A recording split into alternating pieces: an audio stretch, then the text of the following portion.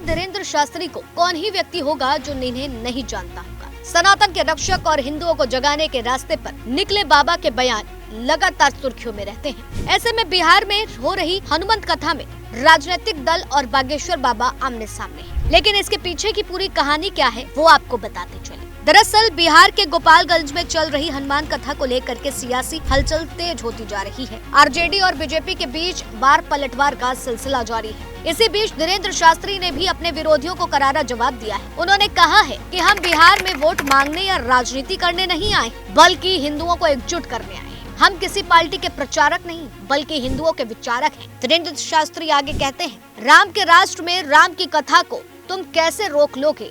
यह देश राम का है, तुम्हारे बाप का नहीं। और इस बयान के बाद से मानो सियासत गलियारों में बवाल मच गया। बता दें कि गोपालगंज से आरजेडी के विधायक प्रेम शंकर प्रसाद ने बाबा पर हमला किया है। प्रेम शंकर प्रसाद ने कहा है कि बिहार में धार्मिक उन्माद फैलाने से कुछ हासिल नहीं होने वाला है। आने वाले चुनाव में अयोध्या जैसा हाल होगा। भगवान राम से ऊपर कोई नहीं है। वे हनुमंत कथा के जरिए वोट बैंक की राजनीति कर रहे हैं। आरजेडी नेता के बयान पर बीजेपी ने पलटवार भी किया है। बिहार बीजेपी के प्रदेश महामंत्री और बैकुंठपुर के पूर्व विधायक मिथिलेश तिवारी ने कहा है, आरजेडी विधायक टोपी वालों को वोट अपनी तरफ खींचने के लिए करोड़ों हिंदुओं की आस्था से खिलवाड़ कर रहे हैं।